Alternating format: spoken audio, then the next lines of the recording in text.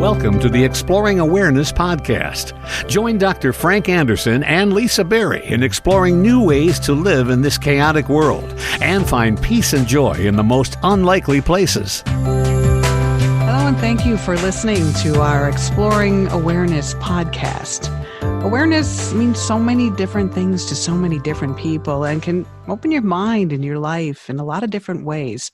So that's why we talk about it and its many different elements and applications.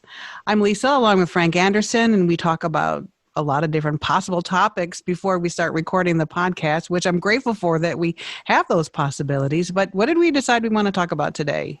Lisa, I've had a lot of feedback from people about the podcast and about some meditations that I've been doing around campus.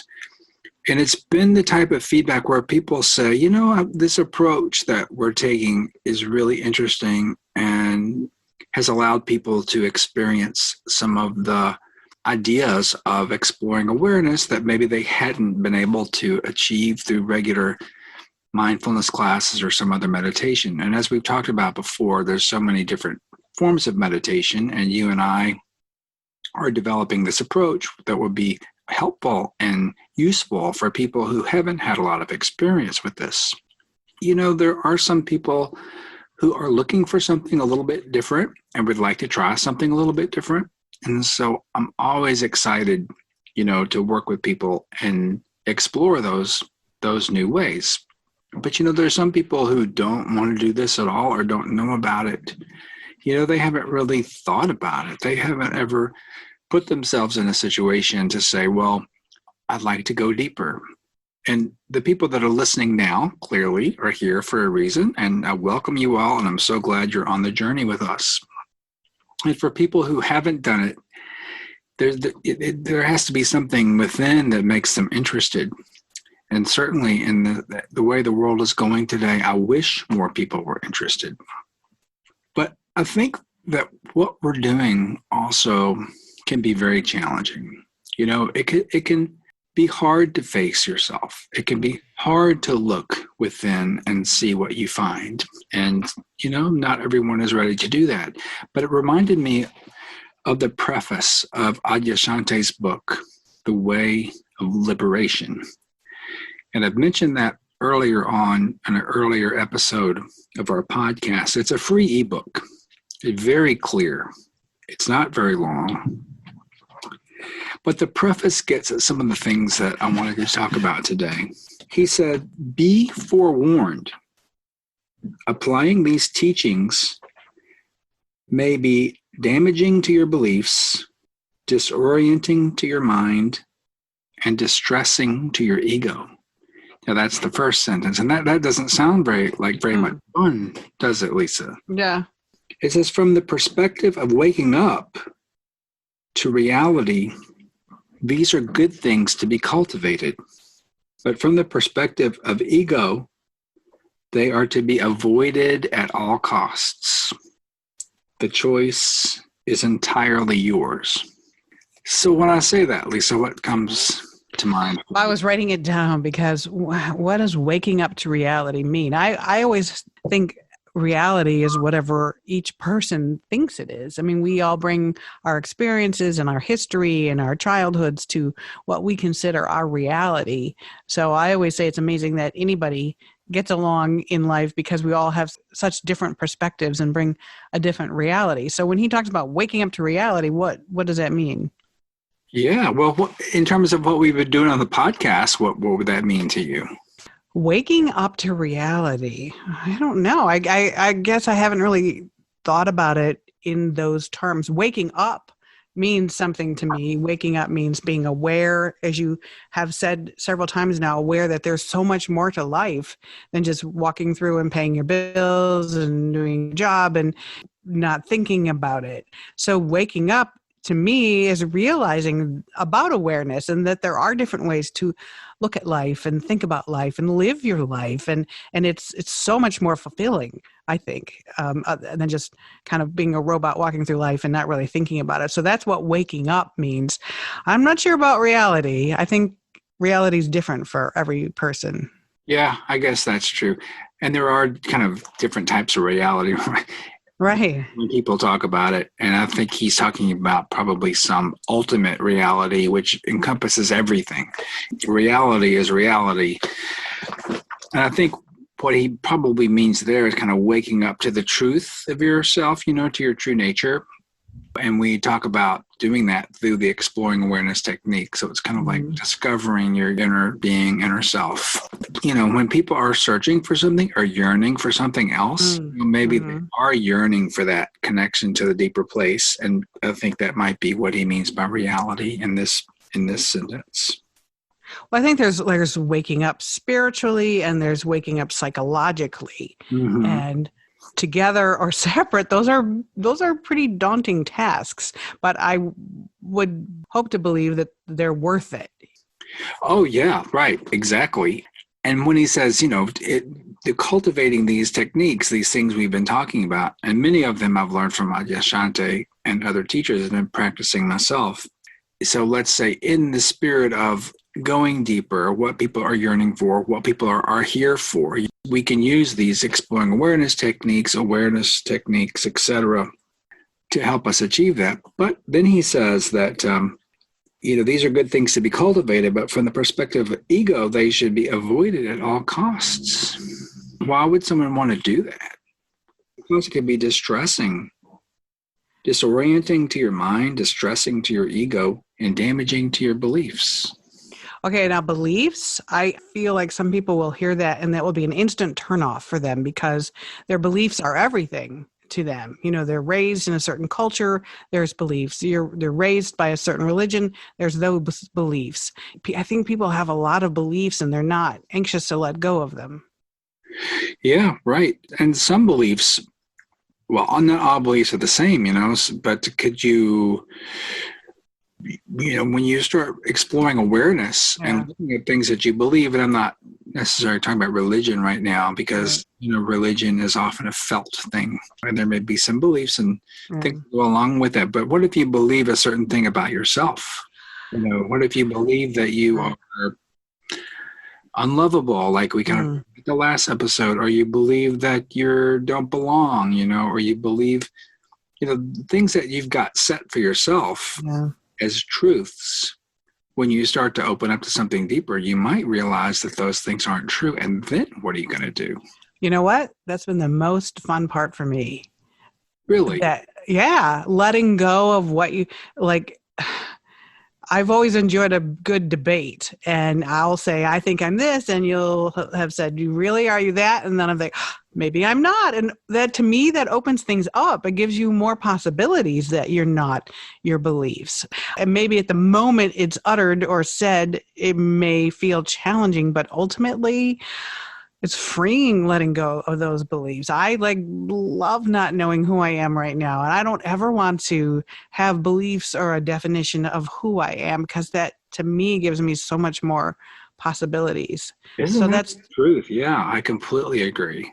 That's the spiritual side. Now the psychological exploration, which I'm not as familiar with, is, can sometimes be more difficult, but at the end, you're doing it for a positive reason. I don't think anybody explores either sides of this thinking they're going to come out worse.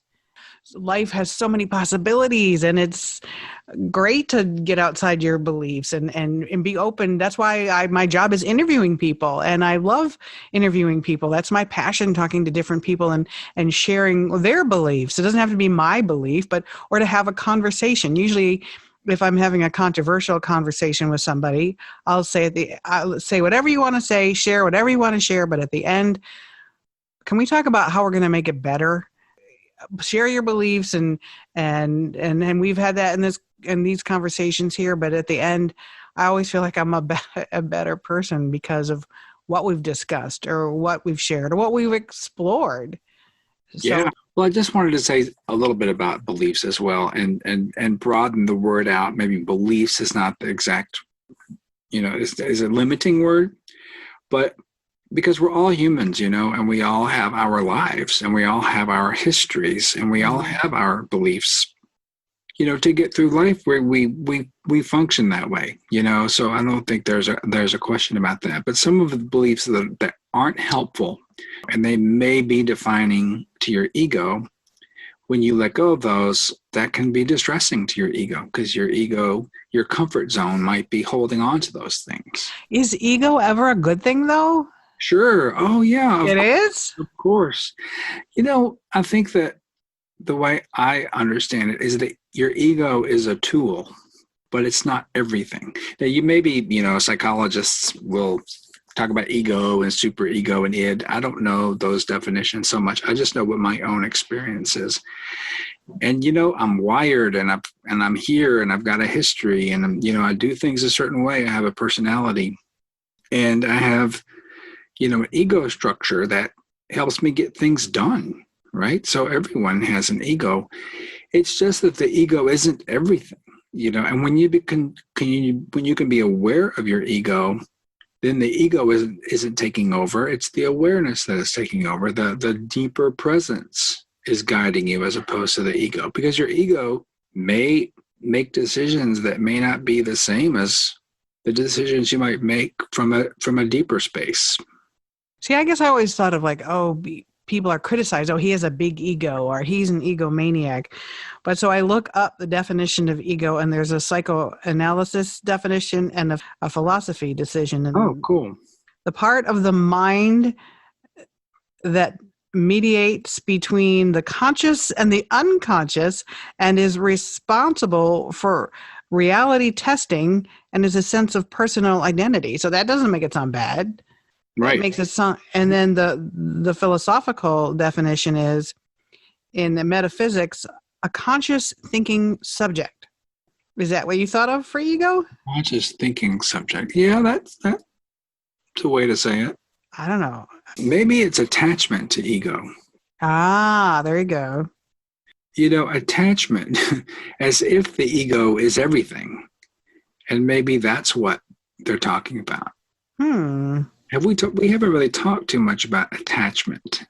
Nope. You're talking to the attachment queen, so yeah? Bring it on. Here we go. Well, what's your view of attachment? My view of attachment, I don't know. Maybe it gives me a sense of security. Mm-hmm. You attach yourself to something or someone. It's part of your identity and a sense of security. Yeah, so being attached to your ego. Yeah, and that sounds like a normal thing, doesn't it, to be attached to your ego? And so this work is a little bit about not being attached to your ego, and that's why it can be distressing to your ego. This work is about not being attached to anything, isn't it? Yeah, it is actually. It's about being not attached to anything. And so when you are attached to anything for security, then you kind of, if you're not attached anymore, you kind of lose that security. And there's a good metaphor of someone who's, sliding down a rope, and they're holding onto the rope, and let's say the rope holding onto the rope is attached. And so you're holding on and on and on. As you get closer to the end of the rope, you're holding tighter and tighter and tighter. You don't know what's going to happen when you get to the end of the rope. So you're really holding on. And then when the rope is gone, there's no more attachment. Then you're like floating, in space, and everything is free. And it's like, oh, that wasn't so bad. Let go. And all of a sudden now it's just this wonderful place that I'm in.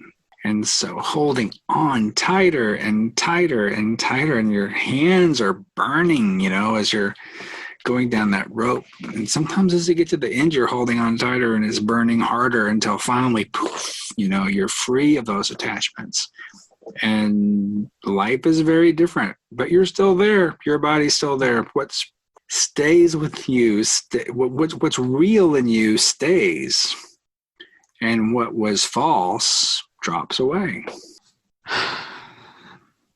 So should we not be attached to anything? So working with attachment is being aware of it and see if it makes sense for you. Right? So you're looking at different things in your life and you're like, is that coming from attachment or not? Well, you make it sound like a wonderful thing. Letting go of attachment. Yeah. Yeah, well, that's why he says in this paragraph, from the perspective of waking up to reality, these are good things to be cultivated. And I think losing attachments to things is part of what we're doing with exploring awareness, cultivating that idea to kind of wake up.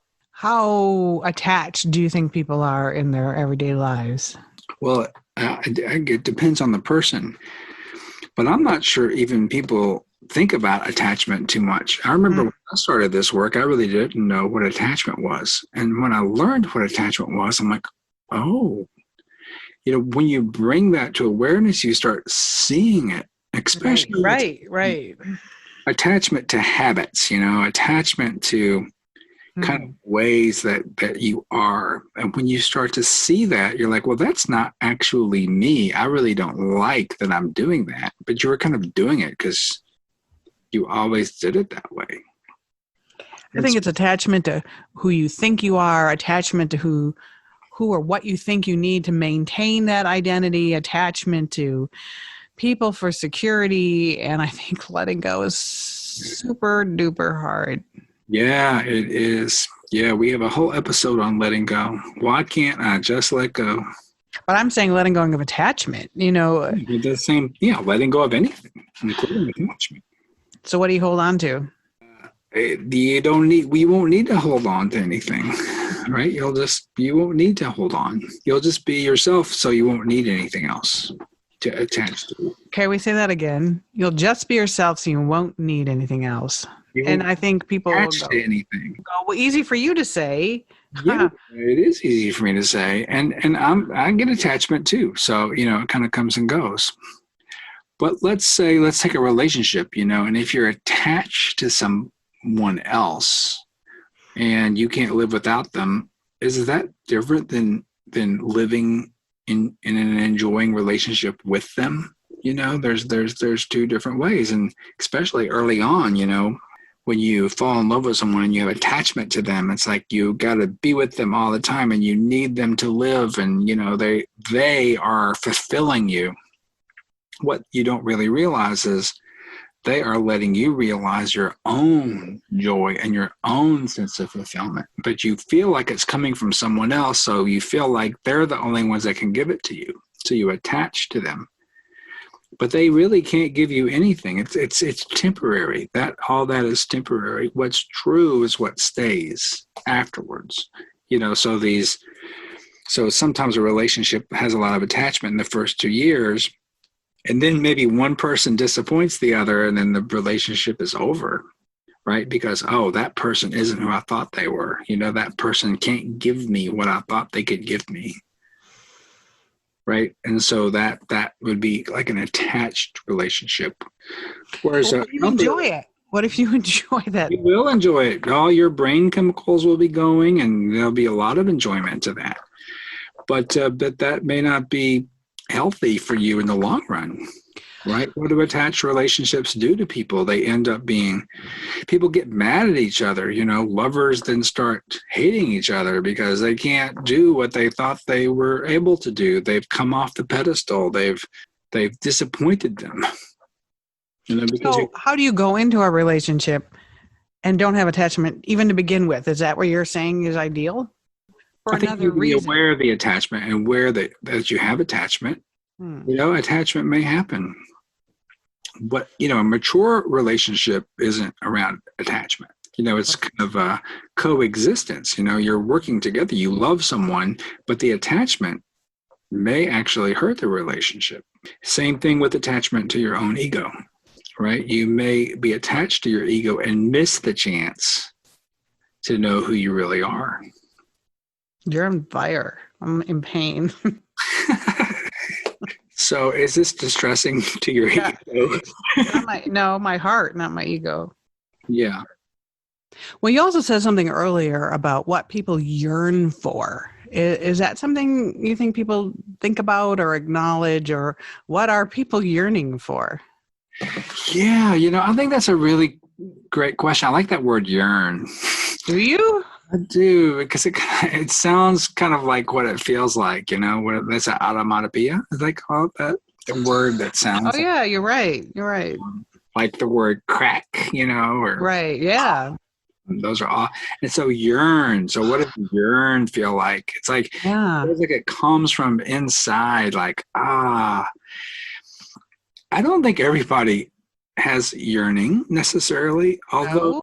I'll bet you most people, if you talk to them, and I've heard this said before as well, that if you ask most people if they've ever had a spiritual experience or they've ever had kind of a sense of connection, once in their life or something, most people have, Mm-hmm. right? And I think teenagers will feel this too, like they're entering into the adult world. And what does the adult world look like to them? What do they have to look forward to? And it's like, well, you see all the adults in your life kind of struggling, working, Yeah.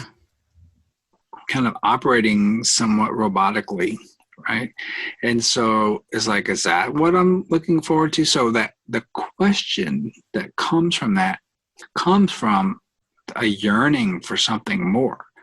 And I think a lot of us, me included, you kind of go through your life and you do what you're supposed to do, and you kind of follow the plan that's been laid out for you. Now that plan also, for me, that was like going to med school, going to residency, et cetera, et cetera. For someone from another situation, it may mean something completely different. If your whole family is factory workers, then you may end up being a factory worker. If your whole family was gang members, you might end up being a gang member. So there's that. It doesn't really matter what you do. It's like you might be doing things just because the people before you did it, the people in your neighborhood, the people, in your community. That's just what you do, right? But is there some place inside that says, is this really what I want to do? Is this really right for me? And you hear people come from communities and it's like, this was never right for me. And they move to New York and become an actor or an actress, or, move to, Colorado and become a river guide. Who knows what people really want to do. It's never too late to ask yourself that either. And you may be perfectly happy in what you're doing, but are you looking for something a little bit deeper? And, some people in the healthy religious communities know that. And I've met a lot of people. So there's a lot of ways to knowing yourself and knowing a deeper connection to something deeper. And a lot of religions offer that to people, and they're fine. Some people are in religions and they're not happy, and some people aren't in religions at all, and they're all like, well, isn't there more to life? So we can talk about religion some other time, perhaps, but when you're asking that question, isn't there something more? If you even allow yourself to ask that question, that comes from yearning. That comes from like, there's something else. There's got to be something more to life. Or even like, what is the meaning of life? People ask that question a lot. What is the meaning of life? And I can't tell you what the meaning of life is, but you can discover the meaning of life. You sure can. Well, I yearned for this podcast, if you want to know the absolute truth. And I don't know if your yearnings turn into manifestations, but I yearned for an opportunity to have a conversation to bring this type of thinking to more people in the world. I mean, I literally physically yearned for it and felt it, and it's what I wanted to happen. And so it's sort of fulfilling when it does happen, when you can fulfill a yearn. And I yearn for conversations like this all the time. I mean, it's my job is to interview people and to meet people and share their stories and share their message. And so it is satisfying that something you yearn for, you actually can fulfill. Is it ever enough? That's another thought. When am I enough? When is it enough? When does the yearning stop? Or is it good to keep yearning? Oh, yeah. I think, so there's a difference between, striving and yearning too. Right. I wouldn't say I was striving for this podcast. I wasn't saying I was striving for these conversations. It was a heartfelt yearning of a need that I hope that I'm fulfilling. So to me, that's a difference between striving and yearning. Well, and it's true. Our podcast just came out very synchronistically. Right. It wasn't like Lisa and I had been planning this for a long time. She interviewed me because of a meditation group that we have here in Ann Arbor. And Lisa, part of our broadcast includes speaking to community members about projects that we have. And so we had the interview. Then we did a guided meditation. And as I was leaving out the door, this thought came to my mind. It's like, let's do a podcast. And Lisa says, that sounds great. You just get back with me. And you did, which everybody wants to do a podcast. No one gets back with me. And you actually did. So that was the difference. Right. And it was like January in the winter, and I would go over to your radio station. It was freezing cold, and I would try to find a place to park, and we started churning them out. So it was very synchronistic, and you were ready for it, and I was ready for it. And I also agree the conversational aspect to this is really good, as opposed to just talking, for an hour or giving lectures. Right. But believe me, I've listened to lots of those, and those have been really helpful to me. So I'm knocking 1 hour long lectures. But for me to share what I've learned, because I had that yearning too. And so when someone turns this podcast on, they may have that yearning as well, or they're looking for a meditation. Oh, I've always been interested in it. I'm not sure why, it's like, it's that the yearning might be a whisper, right? You look at Adyashanti's history, like I want to be enlightened. He was like, I'm going to get enlightened. I've heard about this. This sounds wonderful. And he uses the word enlightened a lot. We don't use that word much here. He wanted to be enlightened, and he's tried. He was striving. He was striving for enlightenment. And that's a great story about how that happened. And then he was actually, his physical health was deteriorating because he was trying so hard. And it wasn't until he finally let go, he surrendered. He had to give up all of that. But it wasn't, he didn't do it. He just said, I'm not doing this anymore. And when he said that, then boom, it all changed. Well, I also believe I heard him say in something I was listening to recently that it took him years to really get meditation down. Yeah, it does take a while. And that I have a confession to make. I've been meditating lately, and how's that been going for you? No, I miss it. I really miss it. And I keep reading more things and hearing more things about how getting quiet and meditating. And I think, and I'm going to be honest about it, I think part of the reason is because I have been using like guided meditations, and I felt like I'm cheating, that I should, at this point, after all this time of meditating, should be able to meditate without a guided meditation. So I thought, oh, well, I'll try it for a few minutes, and then it doesn't go that great. And then I thought, should I do a guided meditation, or am I just copping out? Yeah, well, that's your mind going, right? that's your brain kind of making judgments and assessments about that. And I would say, do what's best for you. I think that having guided meditations is great. I think silent meditation is great. But I think doing what works for you is also the most important thing. So are you saying, like this idea that you graduate from guided meditation to silent meditation? I think that that's not how it's framed. But I would suggest this to you and to all the listeners. If you can get yourself into a 7-day retreat, okay, a 7-day silent retreat. It's kind of like you don't have much of a choice, and you get up early and you meditate. And I've done many of these, and your mind races, and you sit there and you're like, oh my God, what am I doing here? And you're thinking, and you think you ought to be someplace else. And, you're like hours go by and you're meditating. And I think I told you in Thailand that there was a 10-day retreat that took like 4 days. And after that 4th day, I was like, it all stopped. And I started to notice that there were these guppies, in this pond. And if you put your finger in, they would like nibble your skin. And the centipedes, and there were scorpions and flowers. So, all of a sudden, instead of you lost in your mind, you're all of a sudden in a whole new world. It's like the shades were lifted. Have you ever heard monkey mind? Yeah, we've talked about that. Yeah, we've talked about monkey mind. So, monkey mind we're monkeys. Our minds chatter.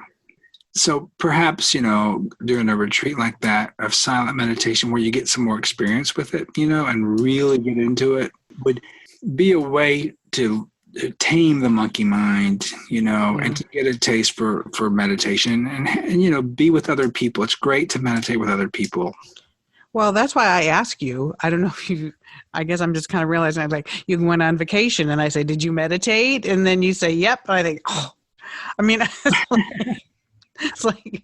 it's a lot. It's a lot to have a job and deal with a pandemic and deal with everything going on in your life. Everyone's got lots going on in their life, and to make time. And I know we've discussed the discipline, just sit in a chair for 5 minutes and try to meditate, or it's just, I don't know, maybe I need to make it more routine. I'll wake up in the morning and I know before I get up, and sometimes I write or I run outside and look at the sunrise, and I think that is the time I should probably do it. But I start thinking about, I'm a big processor, so I have a lot of thoughts going on in my world right now. So then I try to meditate, and then I think, oh no, I got to think about this. I got to process that. And no, this happened. And what does that mean? And then it's too late. My monkey mind has got the best of me. So do you think maybe just picking a time and saying, I'm going to meditate no matter what, and that might get me more into the routine? Do you have a place to meditate? Yeah. What's your place? I have a chair in my bedroom. It's that's when I was doing it and it was changing my world, and I was seeing the ants crawling on the ground. I was so happy and noticing everything. And what about the ants? I think it just opens your mind. All of a sudden I'm noticing things and I'm like, why I'm not a bug person. I don't want to see the ants, but there's I go for walks and there's all sorts I'm noticing the ants a lot on the sidewalk. And I just think that my eyes are more open and I'm more aware from these conversations about awareness. But I still think that meditation needs to be a part of that every single day. It does. But like we've talked about before, if meditation becomes another chore or something to do on your to-do list, right. It can be more stressful. And, I think you're experiencing some of that now. Say, oh, I didn't meditate. So I think that's time to be compassionate with yourself and don't call it meditation. Just say, I'm going to, I told you my friend at work calls it the exploring awareness break. So you could take an exploring awareness break. I have a little place in the corner of my basement here where I meditate. And I do meditate on cushions, meditation cushions. But I don't sit cross-legged like the famous yogis because I'm not that flexible. And I kind of kneel on 2 cushions so that I'm comfortable. And I also have a little altar, and I love to put things on it. I've got some rocks from different meditation retreats that I've been on. My picture. Things that are important to me, like connection. And, I think that's really a nice thing that people can do, right? You can put pictures of me and Lisa on your altar. I go, he's the one who gets it, and she's still working on it. I got a feather. What else? Do you? I got some sand from Burning Man. I've got some candles. But do you think that's I just sit in a chair and try. Yeah, you could do that too. But I think having a place, a dedicated meditation place is so nice to just sit there, just like, okay, this is my place where I'm going to do this. And it just feels so good. We're not doing it to feel good, but it's just like, and okay. You say we're not doing it to feel good, but when you don't do it, I don't feel as good. Well, we're doing it. And then you feel good, but it's not necessarily, you may not feel good too, because what if lots of things come up? Like some meditation sessions aren't stress reducing. It's like, oh, wow. So this just came up. I got to take care of this. Right. So it can be different things. But that to satisfy a yearning, you'd want to do that. Now, if you don't know that you have a yearning and you don't necessarily want to do it, you're not going to listen to this podcast. I really wish we could, have people get into this more. Yeah, that reminds me of that song by the Beatles. Remember that song we were talking about before? It's called Within You and Without You. And I'm going to look up those lyrics. Everyone knows the Beatles. But it wasn't until after I started meditating that I started listening to some of the lyrics. And, the early songs of the Beatles are a little more, let's say, could be superficial. She loves you. Yeah, yeah, yeah. Those kind of things. But there's a song called Within You and Without You. So I would invite people to listen to that again if they haven't heard it before. It's one of those George Harrison songs with the sitar, Oh, yeah. Remember, they spent time in India meditating. Right. With the Maharishi. So I think that they all got some experiences. Now, I think they might have had some other influences too, but let's say that they gained this from meditation. And I like this verse. It says, we were talking about the love we all could share when we find it, to try our best to hold it there.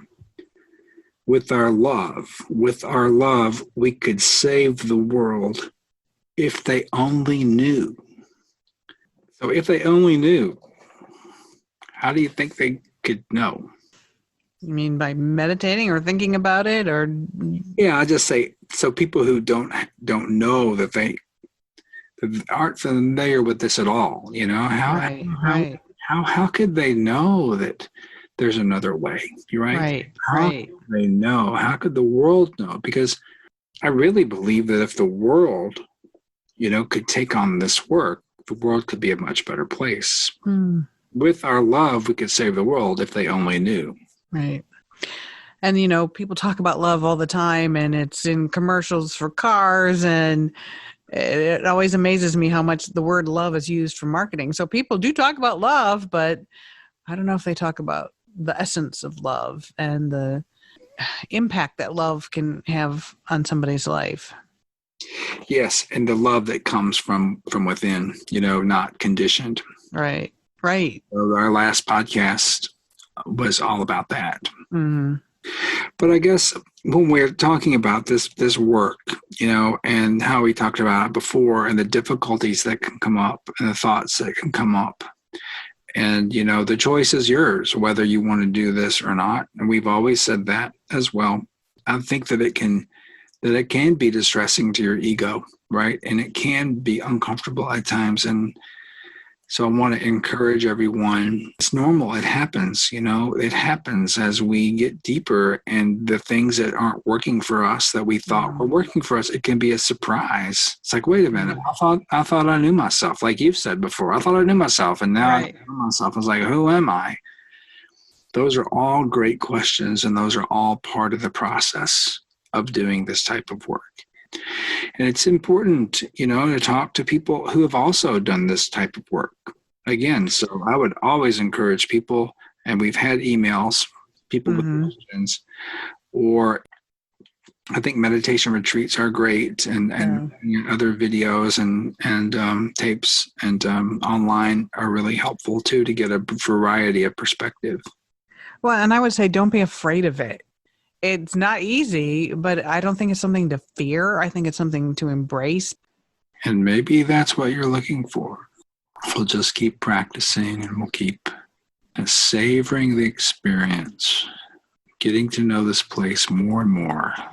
And so even if it's going to be for 5 minutes, just to sit after breakfast or after lunch, just check back in. Well, thank you for that. And thank you for all your wise words tonight. They were very impactful, at least for me, and I'm hoping everyone listening as well. And if you have a comment or want to share your reaction to what you heard tonight, you can email us at exploringawareness@gmail.com. You can find us on Facebook, Twitter, Instagram. We're out there, and we love hearing from you. And just to say, my wise words are the wise words of lots of people, right? And so I'm honored to be able to use my languaging to share it with people. But these are universal things, right? And they're wonderful, and they've been around for thousands of years. And we've all had the opportunity to tap into them. And so if you're finding this helpful, and you know other people who might find it helpful, please share.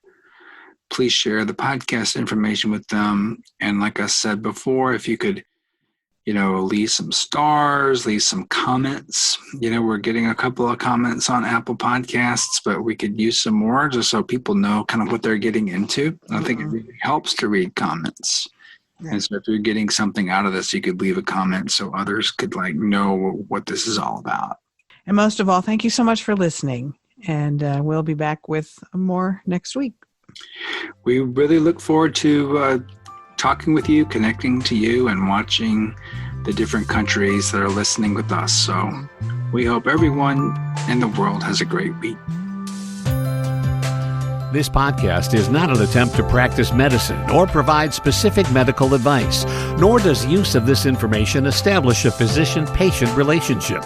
Listening to this podcast does not replace medical consultation with a qualified health or medical professional to meet the health and medical needs of you or others. If you are having problems, please see your primary care provider or your local mental health professional.